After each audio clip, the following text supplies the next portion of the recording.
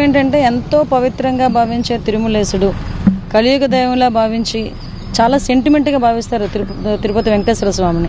వెంకటేశ్వర స్వామి దగ్గరికి మనం వెళ్ళాలి అనుకుంటే కాదు, వెంకటేశ్వర స్వామి మనల్ని చూడాలనుకునేటప్పుడు దర్శన భాగ్యం కలుగుతుంది అన్నంత విశ్వాసంతో ఉన్న ప్రజలందరూ కూడా అంతే పవిత్రంగా భావించే ప్రసాదాన్ని దర్శనం అయిన తర్వాత ప్రసాదాన్ని ఇంటికి తీసుకెళ్ళి 10 మందికి పంచి వాళ్ళు తింటారు. అంత పవిత్రంగా భావిస్తారు ప్రసాదాన్ని.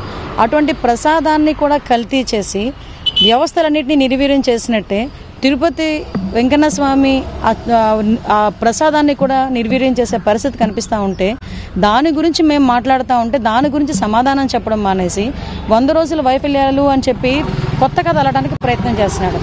100 రోజుల వైఫల్యాలు అని చెప్పి నువ్వు ఎక్కడో రికార్డెడ్ రూమ్లో కూర్చొని లిమిటెడ్గా ప్రెస్ వాళ్ళని పిలిపించుకొని వాళ్ళతో మాట్లాడినప్పుడు పలకలేని మాటలు మాట్లాడి నత్తిపోకూడేలా మాట్లాడడం కాదు. నువ్వు నిజంగా దమ్ము ఉంటే ధైర్యం ఉంటే రా, బయటికి రా. నువ్వు ఏ ప్రజలైతే మాది వైఫల్యం అని అంటున్నారో నువ్వు అంటున్నావు, అదే ప్రజల దగ్గరికి మనం వెళ్దాం. ఈరోజు ఈ 100 రోజుల కాలంలో ఇంచుమించుగా చెప్పాలంటే 100 అభివృద్ధి సంక్షేమ కార్యక్రమాలు చేసిన ఘనత ఎన్డీఏ గవర్నమెంట్ది. గౌరవ చంద్రబాబు నాయుడు గారు మొన్న విజయవాడ ఫ్లడ్స్ వచ్చినప్పుడు కూడా ఎక్కడా కూడా 10 రోజుల పాటు సెక్రటేరియట్ కూడా రాకుండా సెక్రటేరియట్ అంతటినీ కూడా కలెక్టర్ ఆఫీసులో కూర్చోబెట్టి ఒక బస్సులో నివాసం ఉండి ఆయన పనిచేసిన తీరు విజయవాడ ప్రజలందరూ కూడా చూశారు.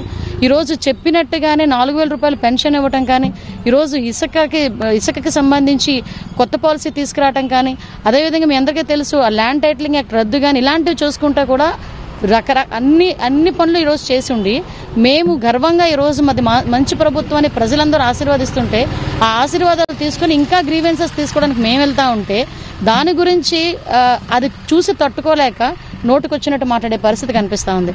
ఈరోజు కల్తీ నెయ్యి యూజ్ చేశారు అని మేము మాట్లాడాం. ఆ ల్యాబ్ రిపోర్ట్ గురించి మాట్లాడరా అయ్యా అంటే మొత్తం అన్ని ఎందుకు మాట్లాడతావు నువ్వు? ఆ ల్యాబ్ రిపోర్ట్ ఎందుకు అలా వచ్చింది?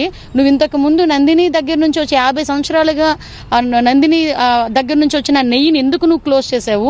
ఇప్పుడు కొత్తగా ఉత్తరప్రదేశ్ నుంచి అయితే ఆల్ఫా కంపెనీ నుంచి ఎక్కడి నుంచి తీసుకొచ్చే నెయ్యిని ఈ రోజు యూజ్ చేస్తున్నావు, దాని బ్యాక్గ్రౌండ్ ఏంటి?